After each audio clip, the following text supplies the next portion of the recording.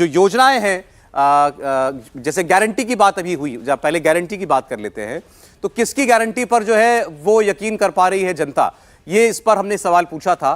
किसकी गारंटी पर आपको यकीन है, तो आपको इसका जवाब मिलेगा। बीजेपी की गारंटी पर 45% लोग भरोसा करते हैं, कांग्रेस की गारंटी पर 47% लोग भरोसा करते हैं, तो बहुत कोई अंतर नहीं है। ऐसा ही क्या कुछ चुनाव के नतीजों में जो ये दिखाई देगा, क्या हमारा सर्वे भी इसी ट्रेंड की ओर आगे बढ़ रहा है? जब हम बात करेंगे तीसरे बड़े हिस्से की सेंट्रल छत्तीसगढ़ की, तो पता चलेगा। तो गारंटी पर तो लगभग लोगों को बराबर ही भरोसा है, बीजेपी पर और कांग्रेस पार्टी पर। वहाँ एक न्याय योजना जो है वो चलाती है कांग्रेस पार्टी। भूपेश बघेल को लगता है कि इससे हमको बहुत फायदा होने जा रहा है। जैसे किसी हर सरकार की एक फ्लैगशिप स्कीम होती है, जैसे यहाँ पर न्याय योजना है। इस न्याय योजना को कांग्रेस का कितना फायदा मिलता है कांग्रेस पार्टी को, उस पर भी देख लेते हैं। जवाब 52% लोगों का हाँ था। आधे से ज़्यादा लोग मानते हैं कि ये प्रभावी योजना है। 43% लोगों को लगता है कि इससे लाभ नहीं मिलने वाला। 5% लोगों की इस पर कोई राय नहीं है। तो ये वो फैक्टर है जो कांग्रेस पार्टी के लिए काम कर रहा है। प्लस सीएम की छवि कैसी है वो भी हम आपको थोड़ी देर में दिखाएंगे। राहुल जी के पास चलते हैं। राहुल जी, 15 साल रमन सिंह मुख्यमंत्री रहे। 15 साल के बाद लोगों ने जब बीजेपी की सरकार हटाई तो ऐसे लगा जैसे इनको पनिशमेंट दी है, ये बहुत हो गया, हटो। 15 केवल सीटें बीजेपी को मिली। तो इन 5 सालों में क्या वो, अगर कोई नाराजगी वाली बात थी तो वो कोई दूर हो पाई है? बीजेपी क्या लोगों के माइंडसेट में दोबारा एंटर कर पाई है? क्या बीजेपी ने 5 साल में ऐसा कुछ किया है?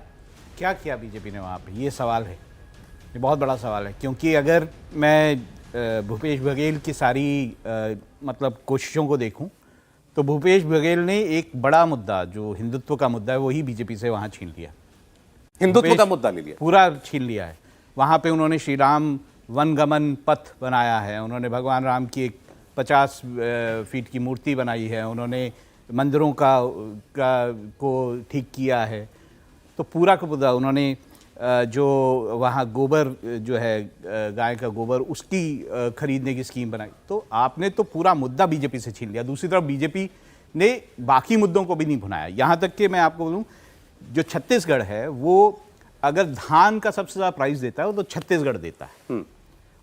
अगर हम एक और बात करें कि उन्होंने नेशनलिज्म, जो कि बीजेपी का एक कोर वो है, कोशिश है, वर्सेस रीजनलिज्म जो है वो खड़ा कर दिया है। वहाँ छत्तीसगढ़िया सबसे बढ़िया नारे लगते हैं।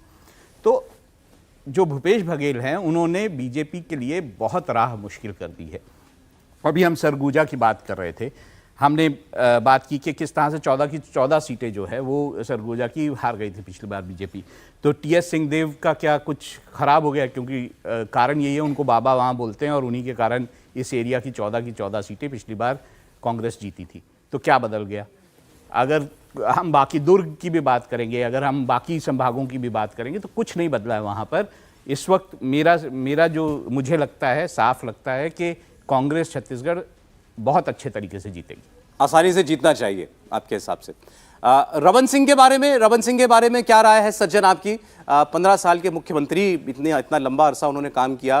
उनको चावल वाले बाबा शायद बोलते थे, चावल वाले बाबा।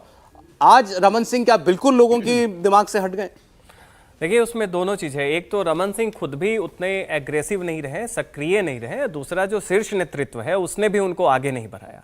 अब स्थिति वहां पे ये है कि रमन सिंह का जनता में वो प्रभाव नहीं है, एक प्रभाव की जो अभी भी सक्रिय है, अभी भी चाहता है कि पार्टी को वापस लाए, वैसी कोई छवि नहीं है। आप राजस्थान में देखें, वसुंधरा जी को पार्टी आगे करे या ना करे, लेकिन जनता के बीच में उनकी अभी भी एक पकड़ है, परसेप्शन एडवांटेज है, वो एडवांटेज नहीं है। और क्राइसिस बीजेपी की छत्तीसगढ़ में यह है कि रमन सिंह को हटा दे तो दूसरा कोई नेतृत्व जो है उस वैक्यूम को फिल नहीं कर रहा है।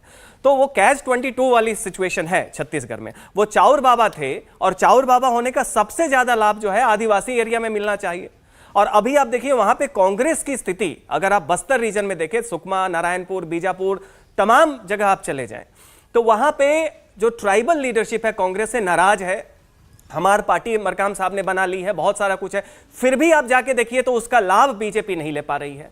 करप्शन का एक चार्ज है, ईडी बहुत सक्रिय है, बहुत सारे नेता मुख्यमंत्री के करीबी जेल में हैं, लेकिन फिर भी आप देखिए परसेप्शन में उतना लाभ बीजेपी। कारण क्या है कि जो परसेप्शन है सरकार के खिलाफ, जो नीतियां हैं, जो सच्चाई है, उसको पार्टी वर्कर्स जो हैं और नेतृत्व वो लेके 5 साल में जनता के बीच में जाता है। और यहां क्लियरली दिख रहा है कि कांग्रेस एटीएम पिछले 5 साल रही है छत्तीसगढ़ पूरे कांग्रेस पार्टी के लिए। बावजूद आप देखें कि भूपेश बघेल जो है वहां पे रिलेटिवली कंफर्टेबल पोजीशन में है।